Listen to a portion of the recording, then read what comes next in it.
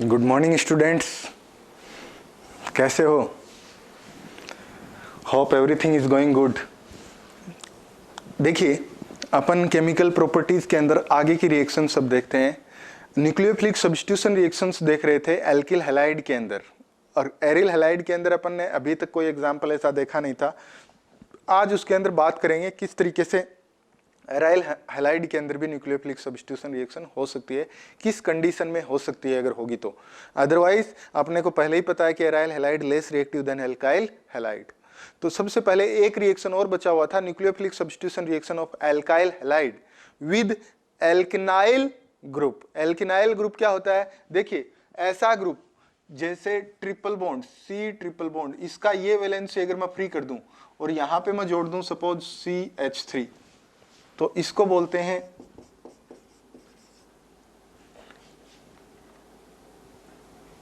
Elk elk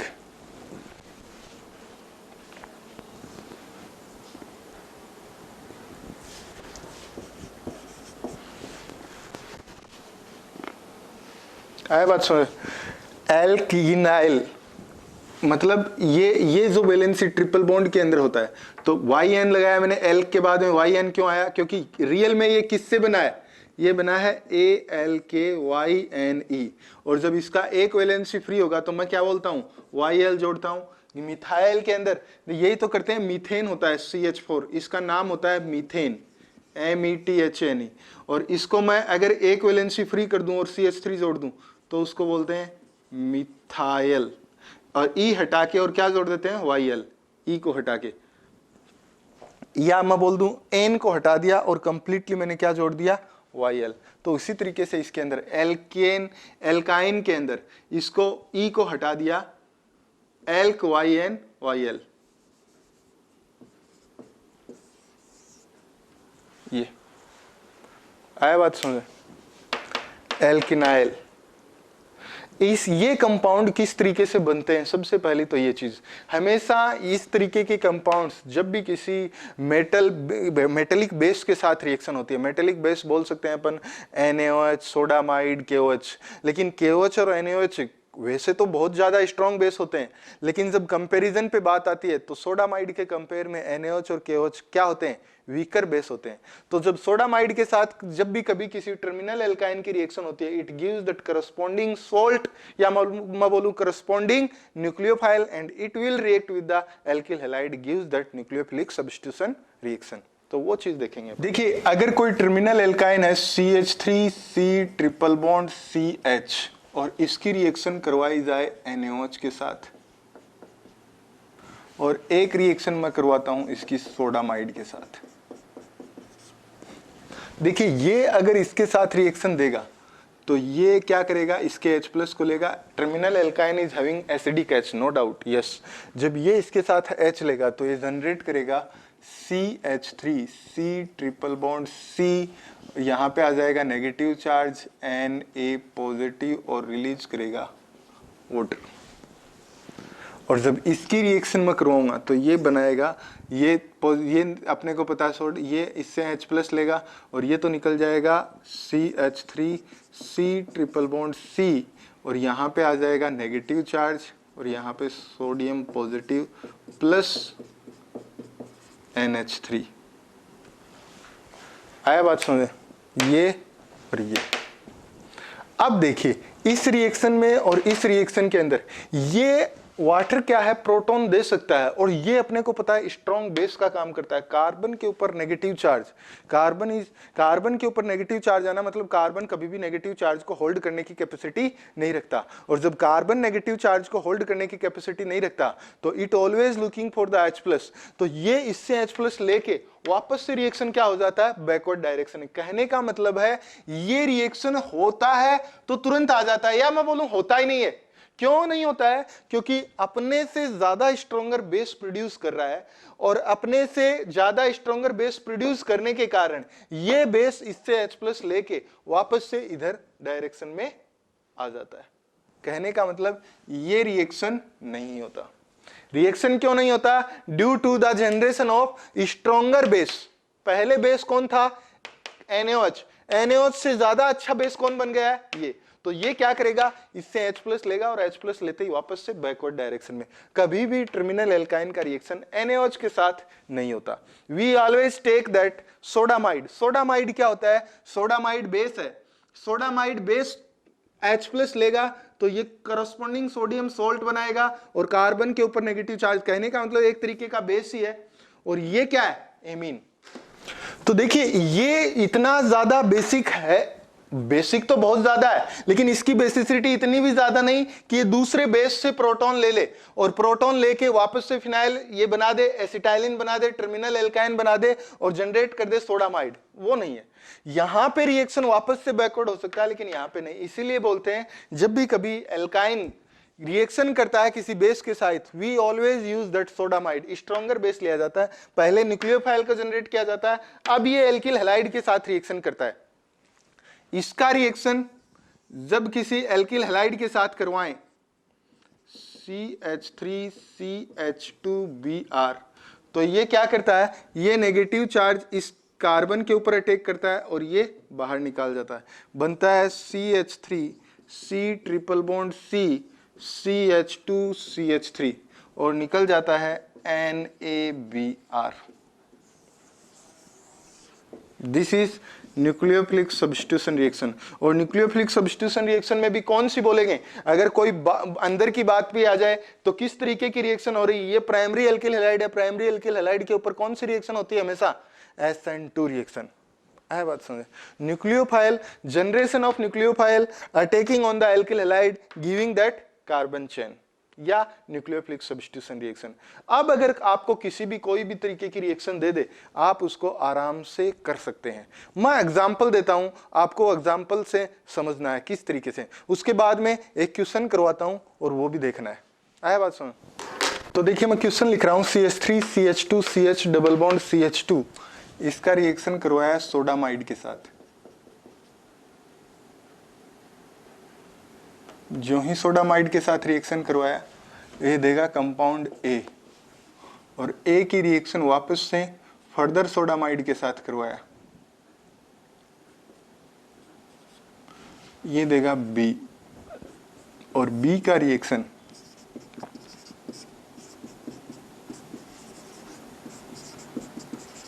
इसके साथ करवाया,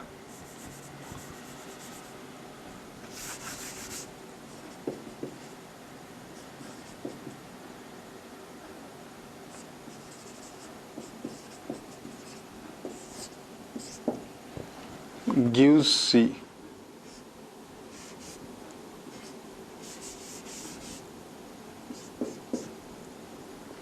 और ये C क्या होगा?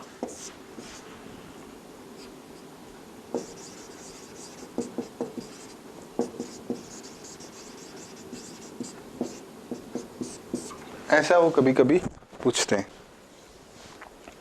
तो देखिए इसके लिए अपन किस तरीके से अप्रोच करते हैं। सबसे पहले सोडामाइड क्या करता है, sodamide sp hybridised sp2 hybridised carbon पे जुड़ी हुई H को निकाल लेता है। और अगर ये निकाल लिया तो ये क्या करेगा, यहाँ से जुड़ी हुई H को निकालेगा, इससे या इससे, कौन सी से निकालेगा, इससे निकालेगा। जो ही इससे निकालेगा यहाँ पे नेगेटिव चार्ज, और ये नेगेटिव चार्ज क्या करेगा, वापस से इस यहाँ पे आप एक काम करना, यहाँ पे Br लगा लेना इस CH की जगह,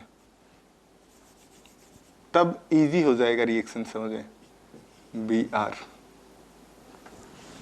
तो क्या करेगा, ये नेगेटिव चार्ज यहां जनरेट करेगा, नेगेटिव चार्ज जनरेट करते ही ये किक आउट करके ये बना देगा, A जो है वो आपका हो जाएगा CH3 CH2 C triple bond CH। कैसे हुआ, इसमें इसका कन्वर्जन मैं बताता हूं। देखिए ये लिखा मैंने CH3 CH2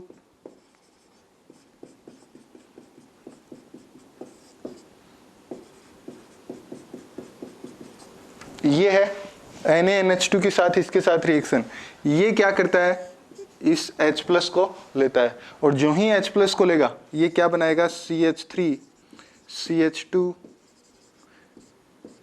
C नेगेटिव, और ये नेगेटिव चार्ज क्या करेगा, इसको किक आउट करके CH3 CH2 C triple bond CH।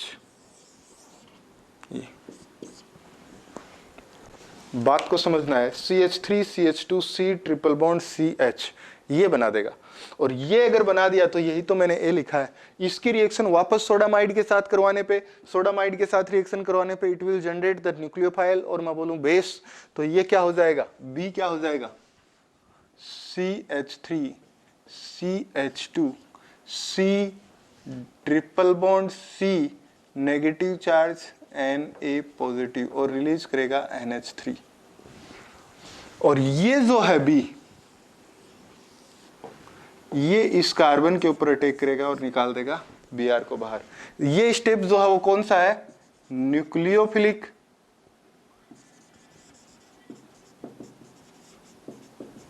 Substitution.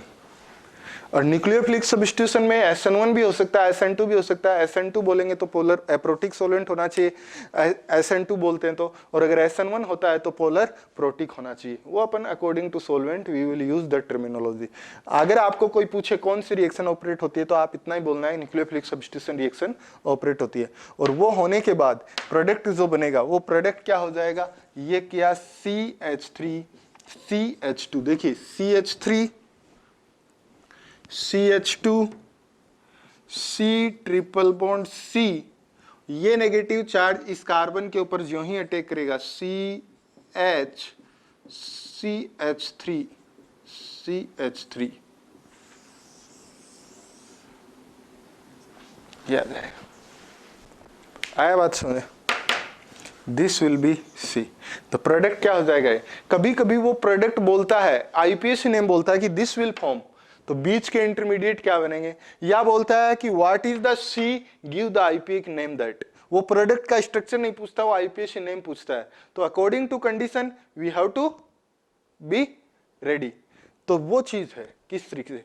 एक और क्वेश्चन मैं लिखता हूं, आपको देखना है किस तरीके से क्वेश्चन पे अप्रोच करते हैं। तो देखिए एक क्वेश्चन दिया गया है, साइक्लोपेंटेन दिया गया है, Br2 ब्रोमिनेशन दिया गया है, अंडर फोटोकेमिकल कंडीशन जनरेट करता है A। आपको समझ में आ जाना चाहिए, मैंने आपको एल्केन पढ़ाया था, एल्केन के ऊपर जब ब्रोमिनेशन करवाते हैं we need to provide the photochemical conditions और high temperature और reactions occur via free radical substitution mechanism। तो जब ब्रोमिनेशन होगा तो A मेरा बनता है, साइक्लिक रिंग के ऊपर कहीं भी Br जोड़ दो। आया बात समझे, यहां पे कर दिया मैंने ब्रोमोसाइक्लोपेंटेन या साइक्लोपेंटेन के ऊपर Br जुड़ा हुआ। अब ये जुड़ने के बाद दे रखा है एक्वस KOH। एक्वस KOH क्या करता है, एक्वस KOH हमेशा क्या करेगा, सब्स्टिट्यूशन रिएक्शन करेगा, और एल्कोहलिक KOH क्या करेगा, एलिमिनेशन। तो D भी पता लग गया और B भी पता लग गया। जब एलिमिनेशन रिएक्शन होगा तो B में क्या आ जाएगा, ये, और सॉरी B में आ जाएगा, सब्स्टिट्यूशन में आ जाएगा OH। क्यों, क्योंकि ये OH इस Br के ऊपर अटैक करके न्यूक्लियोफिलिक सब्स्टिट्यूशन रिएक्शन करेगा, करस्पॉन्डिंग OH। और C में, ये D में क्या हो जाएगा,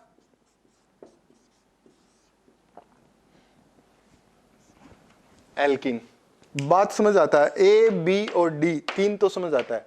और B के ऊपर जब Na की रिएक्शन करवाई जाती है, जब मेटल के अल्कोहल के साथ रिएक्शन करवाते हैं तो हाइड्रोजन गैस रिलीज होती है और करस्पॉन्डिंग मेटल एल्कोक्साइड बनता है। ये अपन ने अल्कोहल के अंदर पढ़ा था। तो अल्कोहल के अंदर जब इस B का रिएक्शन वापस से सोडियम के साथ करवाएंगे तो बन जाएगा C क्या हो जाएगा, ONA। ये हो जाएगा, C आ गया, B आ गया, D आ गया, A आ गया। अब D के ऊपर NBS की रिएक्शन करवाई गई है। NBS की जब रिएक्शन करवाते हैं D के ऊपर तो ये एलाइलिक और बेंजाइलिक पोजीशन के ऊपर ब्रोमिनेशन करता है। अब मुझे पता है ये D है, D के ऊपर NBS का रिएक्शन, तो E क्या आ जाएगा अपना,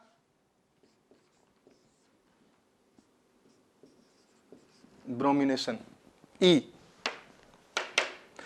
अब दिया गया है इसके ऊपर प्लस C का रिएक्शन करवाया गया है, C ये है, तो ये इसके ऊपर न्यूक्लियोफाइल का भी काम कर सकता है और ये बाहर जा सकता है। Alkyl halide gives nucleophilic substitution reaction. और ये अगर ऑर्गेनिक बेस है तो ऑर्गेनिक बेस बहुत ही स्ट्रॉन्गर बेस होते हैं। ये कहने का मतलब यहां से H+ भी ले सकता है एल्काइल हैलाइड के बीटा कार्बन के ऊपर जुड़ी हाइड्रोजन, बीटा हाइड्रोजन लेके और एलिमिनेशन करके क्या बना सकता है, डाई इन। तो जो मेरा F है, F क्या हो जाएगा अगर न्यूक्लियोफिलिक सब्स्टिट्यूशन रिएक्शन देगा, तो हो जाएगा ये O ये। आया बात समझे? और Z हो जाएगा ये, जो ही H प्लस लेगा तो ये बन जाएगा, इसका H प्लस यहां से लेगा तो ये बन जाएगा डाई इन। कहने का मतलब ये, और इन दोनों में मेजर क्या होगा, एलिमिनेटेड प्रोडक्ट होगा मेजर, या यहां बोलूं G विल बी हमेशा क्या होगा, मेजर। क्यों? क्योंकि कभी जब भी कभी एल्कोक्साइड लिया जाता है किसी भी एल्किल हैलाइड के साथ, it always try to give first elimination reaction then substitution reaction, क्योंकि alkoxides are more base, behaving as a base. जब जितना ज्यादा न्यूक्लियोफाइल की तरह एक्ट नहीं करते, उससे ज्यादा किसकी तरह करते हैं, बेस की तरह बिहेव। और न्यूक्लियोफाइल तो इतना अच्छा है भी नहीं क्योंकि साइज बड़ी है, तो ये यहाँ न्यूक्लियोफाइल की तरह अटैक करने से अच्छा है यहाँ से H प्लस लेगा, तो G हो जाएगा ये और ये हो जाएगा ये, इस तरीके से। अब देखते हैं, ये तो हुआ general chemical properties. Chemical properties के अंदर मैंने शुरू में किसी स्टूडेंट्स का मेरे पास कल फोन आया था कि किस तरीके से एल्किल हैलाइड और एरिल हैलाइड के अंदर एल्किल हैलाइड को हमेशा मोर रिएक्टिव बोला जाता है rather than aryl halide. Alkyl halide always more reactive than aryl halide. कि सर इसका कारण क्या है? देखिए बेसिकली दो कारण है और बहुत ही इंपॉर्टेंट है, दोनों को समझना है। ज्यादा रिएक्टिव कौन है? Halo alkane rather than hello Erin. बात समझ आता है? Halo alkane always more reactive than hello Erin. इसका कारण क्या है वो जानेंगे। देखिए हेलो एल्केन को मैं सिंपलेस्ट ले लेता हूं CH3X और मैं ये ले लेता हूं X, हेलो एरिन और हेलो एल्केन। जब देखिए हेलो एल्केन लेता हूं, इसी को एल्किल हैलाइड भी बोलते हैं, इसको एराइल हैलाइड भी बोलते हैं। इसके ऊपर लोन पेयर ऑफ इलेक्ट्रॉन, क्या मुझे कोई बताएगा कितने लोन पेयर ऑफ इलेक्ट्रॉन है? 3, क्योंकि हेलोजन है। Halogen can be fluorine, chlorine, bromine और आयोडीन। इसके ऊपर देखिए वो क्या, वो तीनों। न्यूक्लियोफाइल जब भी रिएक्शन करेगा इसके इस कार्बन के ऊपर करेगा और इसके इस कार्बन के ऊपर करेगा। मुझे बताइए इन दोनों में से ज्यादा इलेक्ट्रॉन डेफिशिएंट कार्बन ये है या ये है? पहली चीज सबसे पहले ये डिसाइड करेगा कौन न्यूक्लियोफिलिक सब्स्टिट्यूशन रिएक्शन वो कार्बन पहले देगा या वो मॉलिक्यूल पहले देगा जिसके कार्बन के ऊपर पॉजिटिव चार्ज ज्यादा रहेगा। कार्बन के ऊपर पॉजिटिव चार्ज ज्यादा किसके? इसके। तो जो ही ये न्यूक्लियोफाइल इसके ऊपर अटैक करेगा, अक्स क्या निकलेगा बाहर, due to more electropositive character. क्यों? क्योंकि इसका क्या लग रहा है, -I। तो बात को समझना है, इसका कौन सा इफेक्ट लग रहा है, -I, और ये इलेक्ट्रॉन खींच रहा है। ये आप बोलेंगे ये लोन पेयर ऑफ इलेक्ट्रॉन है, लोन पेयर ऑफ इलेक्ट्रॉन भी तो इधर दे सकता है। कभी नहीं, लोन पेयर ऑफ इलेक्ट्रॉन तभी जा सकते हैं जब इसके अंदर कहीं डबल बॉन्ड होगा, डीलोकलाइजेशन के लिए चांस होगा। There is no chance of delocalisation of lone pair of electrons, जबकि इसके पास चांस है। ये लोन पेयर ऑफ इलेक्ट्रॉन इधर आ सकता है, ये पाई बॉन्ड इधर घूम सकता है। बात समझ आया? ये कार्बन इतना पॉजिटिव चार्ज नहीं है। क्यों? क्योंकि presence of lone pair of electron, जो ही ये -I दिखाएगा, यहां पे भी -I दिखाता है, बिल्कुल ये -I दिखाते ही, क्योंकि इसका -I, जो ही ये -I दिखाएगा यहां पे ये लोन पेयर ऑफ इलेक्ट्रॉन अपना +R भी तो दिखा सकता है। कहने का मतलब इस अक्ष का +R और -I दोनों लगता है, जबकि इस अक्ष का ओनली क्या है, -I। तो इस कार्बन के ऊपर जब ये +R दिखाएगा तो यहां पे पार्शियली डबल बॉन्ड कैरेक्टर मैं बोल सकता हूं। इसका रेजोनेटिंग स्ट्रक्चर बनाऊंगा तो मैं इस तरीके से बोल सकता हूं, पार्शियली डबल बॉन्ड कैरेक्टर। और पार्शियली डबल बॉन्ड कैरेक्टर होने से दिस बॉन्ड इज स्ट्रॉन्गर।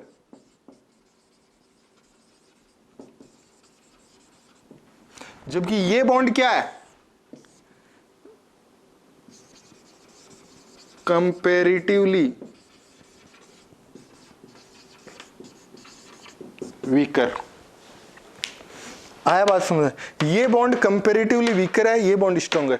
इस कारण से बॉन्ड टूट नहीं पाएगा, इसलिए ये लेस रिएक्टिव। दो कारण हो गए ना, एक तो due to partially double bond character this bond is more stronger, जब स्ट्रॉन्गर होगा तो न्यूक्लियोफाइल जब अटैक करेगा तो ये बॉन्ड ही नहीं टूटेगा, तो ये रिएक्शन नहीं करेगा।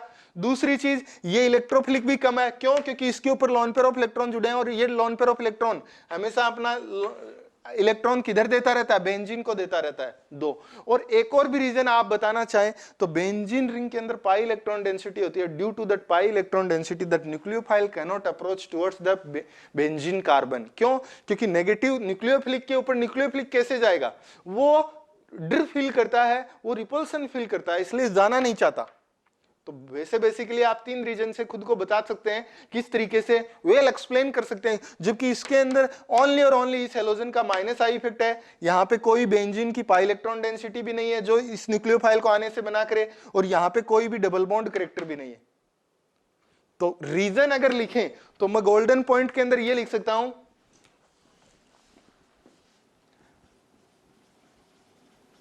Presence of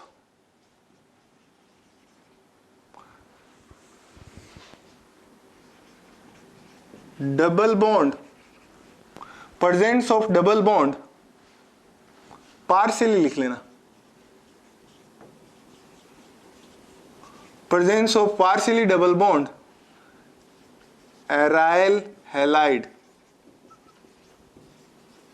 less reactive. एक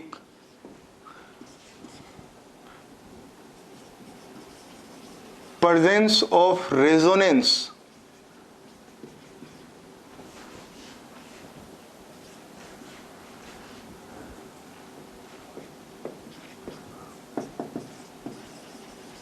इट इज लेस रिएक्टिव, दूसरा reason.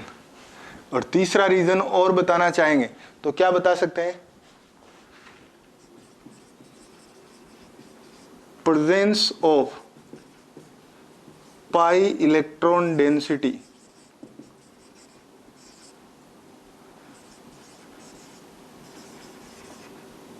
repelling the nucleophile, so less reactive। ये तीन रीजन आप कहीं भी लिख लेना कॉपी के अंदर, क्यों एराइल हैलाइड लेस रिएक्टिव है। ये मैंने तीन रीजन बताए। आया बात समझ? इतना करिए इस लेक्चर के अंदर। नेक्स्ट अपन पढ़ेंगे नेक्स्ट क्लास के अंदर, ये अपन chemical properties nucleophilic substitution reaction की एल्किल हैलाइड या मैं बोलूं हेलो एल्केन के अंदर खत्म किया है। अब आगे पढ़ेंगे अपन एराइल हैलाइड के अंदर। एराइल हैलाइड के अंदर क्या न्यूक्लियोफिलिक सब्स्टिट्यूशन रिएक्शन होती नहीं, इसका मतलब होती तो है लेकिन कम होती हैं। तो कब कब होती हैं वो देखेंगे अपन नेक्स्ट क्लास में, और उसके बाद अपन स्टार्ट करेंगे एलिमिनेशन रिएक्शंस और रिएक्शंस विद मेटल, और बेंजीन के अंदर एराइल हैलाइड के अंदर किस तरीके से एराइल रिंग के ऊपर भी कुछ रिएक्शंस होती हैं वो सब।